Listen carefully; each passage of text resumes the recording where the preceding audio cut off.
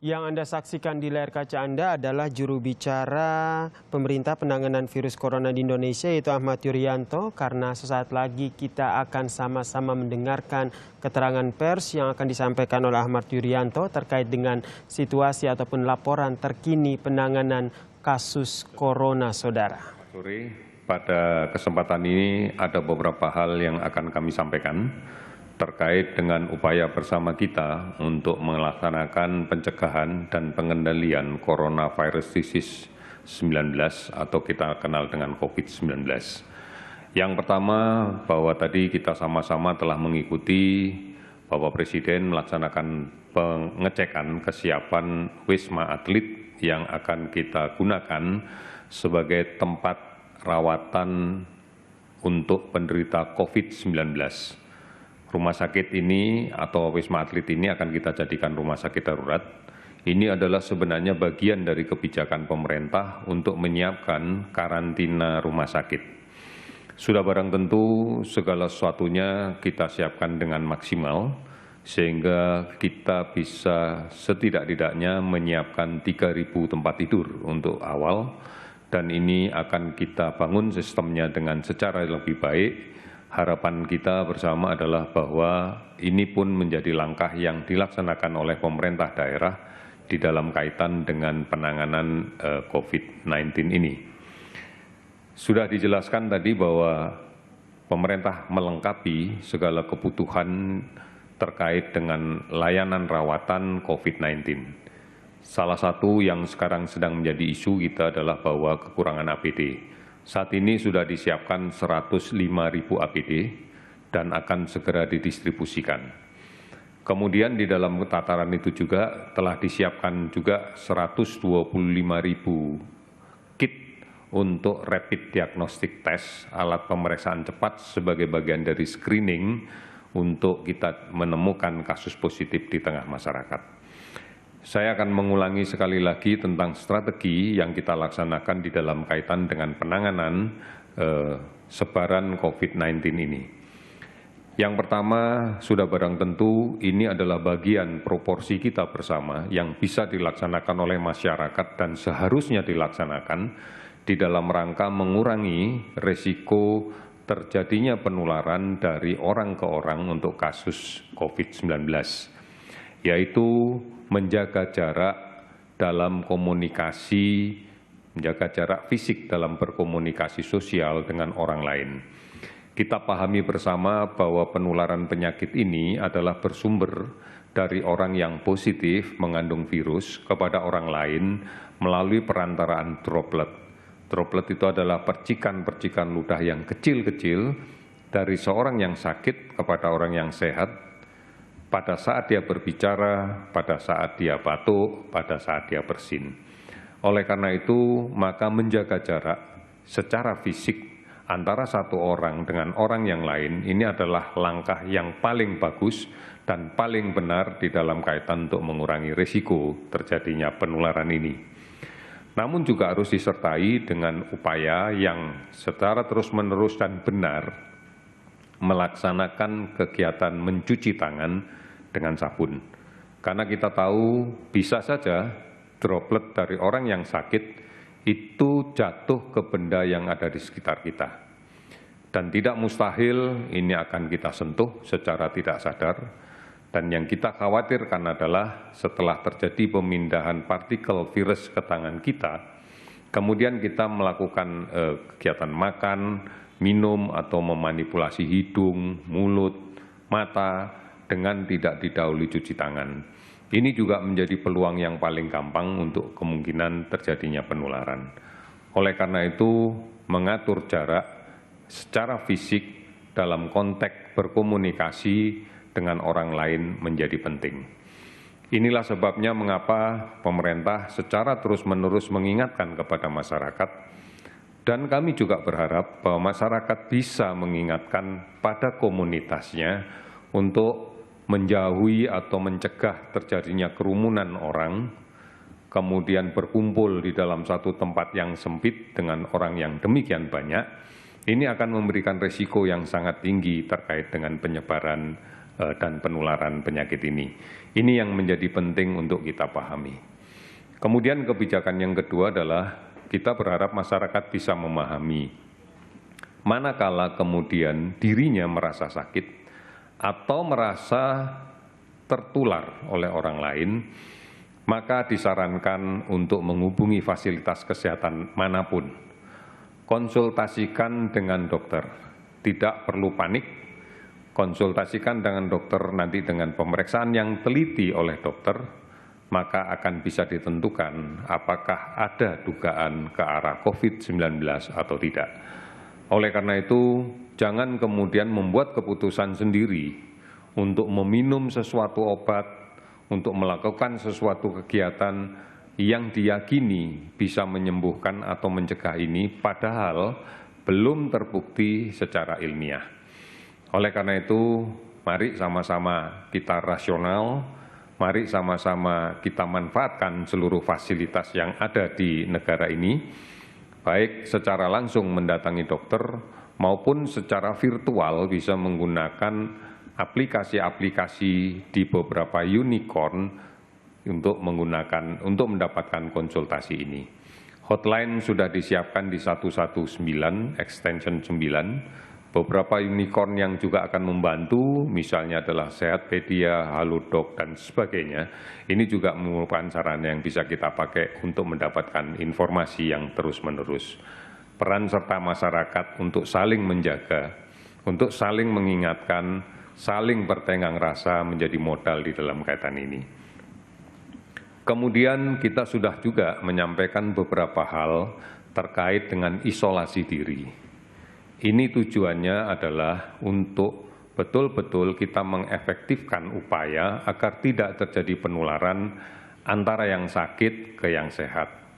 Ini menjadi sangat penting di dalam kehidupan berkeluarga, di dalam kehidupan keluarga.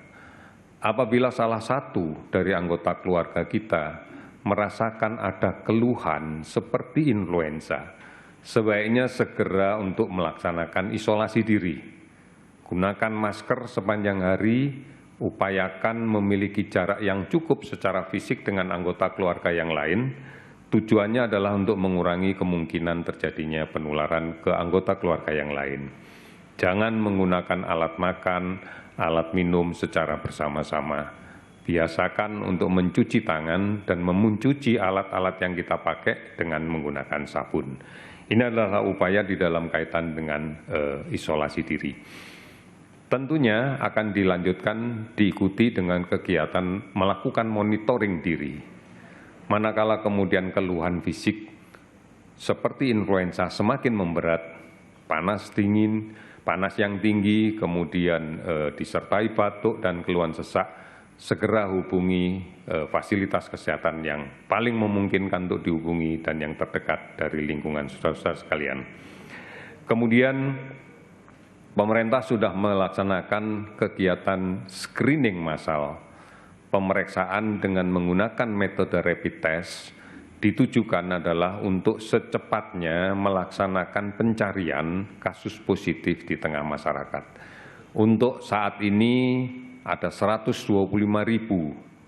kit pemeriksaan cepat yang akan kita bagikan ke seluruh Indonesia dan kita mulai bergerak di hari ini. Beberapa hari yang lalu sudah dilaksanakan kegiatan yang serupa dengan menggunakan metode yang sama. Kita mendapatkan beberapa hasil positif, meskipun lebih banyak kita temukan yang hasilnya negatif dari pemeriksaan screening ini. Perlu dipahami bersama bahwa hasil negatif tidak memberikan jaminan bahwa yang bersangkutan tidak sedang sakit.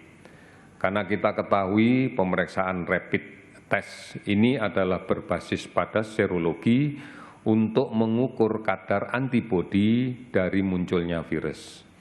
Sudah barang tentu bahwa tidak setiap infeksi virus pada hari yang sama langsung muncul antibodi. Dibutuhkan waktu beberapa hari sejak infeksi itu terjadi agar antibodi muncul dan bisa terdeteksi. Oleh karena itu, pada saat pemeriksaan memberikan hasil negatif, bisa saja sebenarnya antibodi belum terbentuk karena infeksinya baru berlangsung kurang dari 7 hari. Oleh karena itu, langkah yang harus dilakukan berikutnya adalah dilakukan pemeriksaan ulang setelah hari ke-7 sampai dengan hari ke-10 untuk kita ukur kembali antibodinya. Manakala hasil pemeriksaan kedua ini masih tetap negatif, kita bisa menyimpulkan bahwa saat ini sedang tidak terinfeksi. Tetapi ingat bahwa kita belum punya kekebalan untuk tidak terinfeksi. Oleh karena itu sikap hati-hati menjadi penting untuk ini.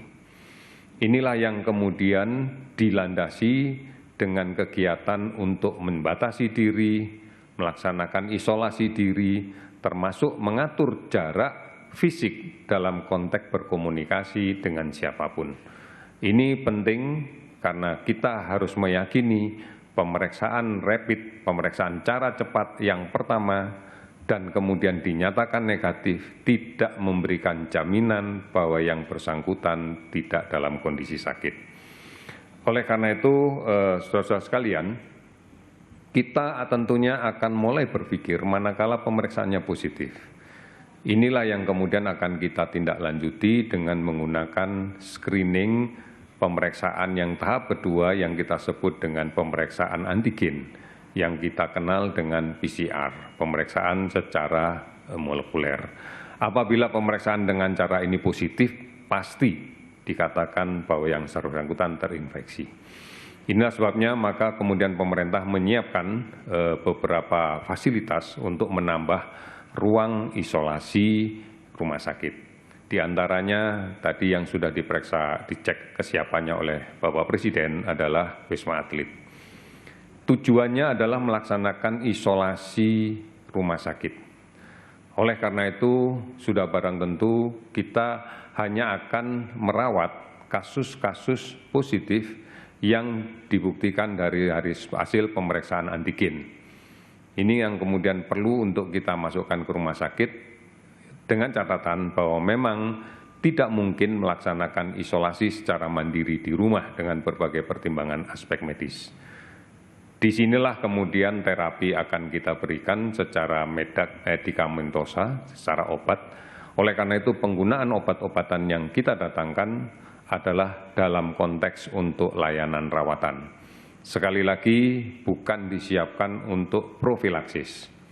Kloroquine sudah lama kita kenal karena di masa yang lalu ini adalah program yang dilaksanakan untuk pemberantasan malaria. Sehingga kloroquine ini secara mandiri mampu kita produksi sendiri dan jumlahnya cukup.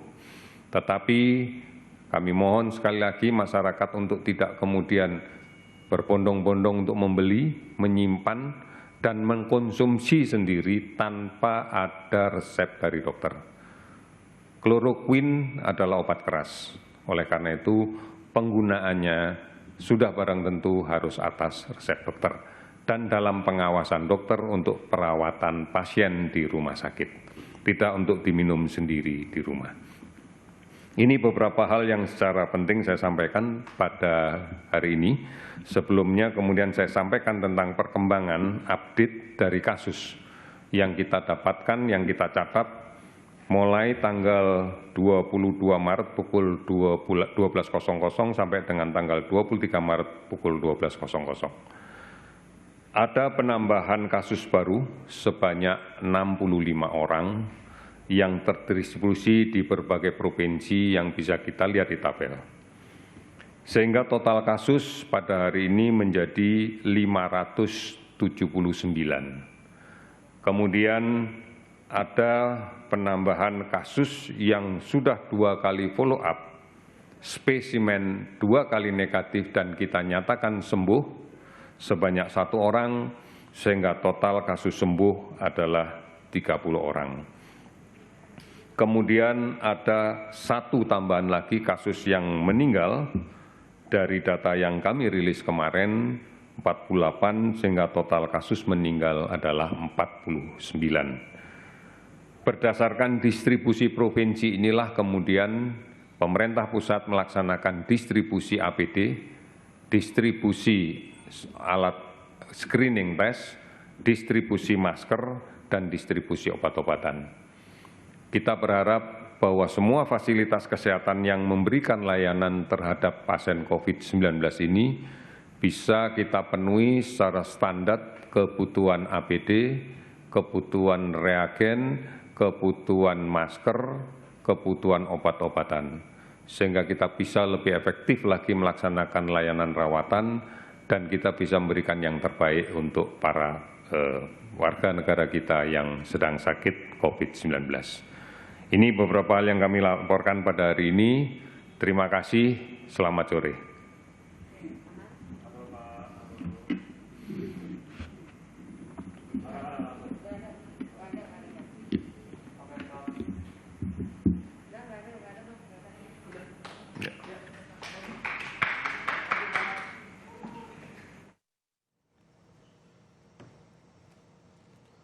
Telah sama-sama kita dengarkan bagaimana pernyataan pers dari Jubir Penanganan Virus Corona dari pemerintah, yaitu Ahmad Yuryanto. Ada beberapa poin yang disampaikan, diantaranya adalah bagaimana mulai beroperasinya Rumah Sakit Darurat Pasien COVID-19 di Wisma Atlet yang rencananya sore ini sudah mulai beroperasi.